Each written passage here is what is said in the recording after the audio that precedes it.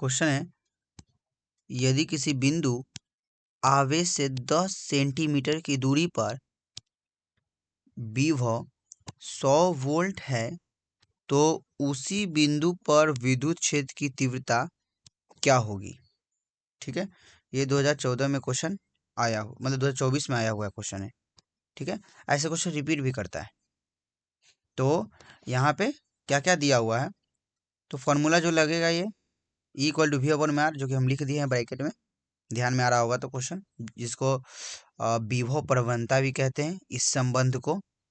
ठीक है, तो आपको दिया हुआ क्या क्या क्वेश्चन है, क्वेश्चन में क्या क्या दिया हुआ है, तो भी आपको दे दिया हुआ है, विभव कितना दे दिया हुआ है, तो 100 वोल्ट आपका दे दिया हुआ है, और आपका दूरी भी दे दिया हुआ है, आर कितना दे दिया है, तो 10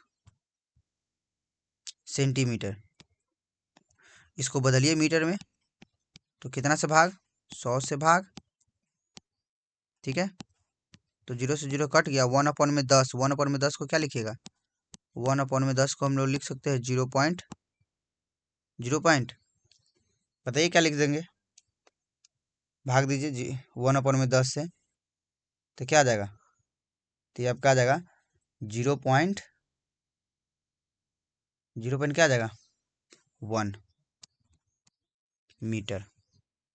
ठीक है, अब ये आपका विभव दे दिया हुआ है, दूरी दे दिया हुआ है, और बोला है कि विद्युत क्षेत्र की तीव्रता ज्ञात कीजिए। तो कितने दूरी पर विद्युत क्षेत्र की तीव्रता बताइए कि 0.1 दूरी पर विद्युत क्षेत्र की तीव्रता क्या होगी। तो फॉर्मूला होता है E=V/R।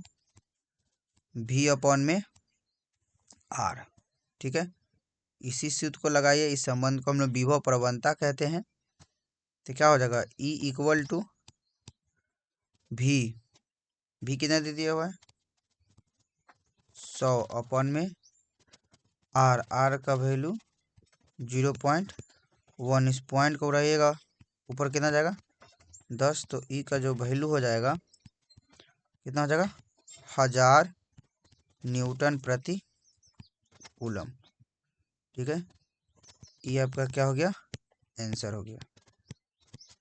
ठीक है, सिंपल से ही कहा गया है क्वेश्चन में, यदि किसी बिंदु आवेश से 10 सेंटीमीटर की दूरी, मान लीजिए कोई बिंदु आवेश है, ठीक है, इससे कितना 10 सेंटीमीटर के दूरी पर जो विद्युत विभव का मान है ना, वो 100 वोल्ट है।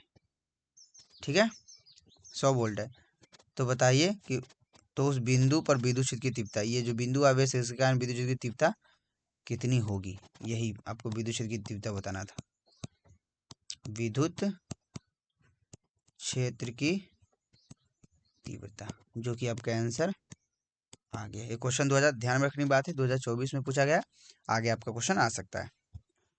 तो चलिए इस वीडियो में इतना ही तक रहने देते हैं, वीडियो देखने के लिए धन्यवाद।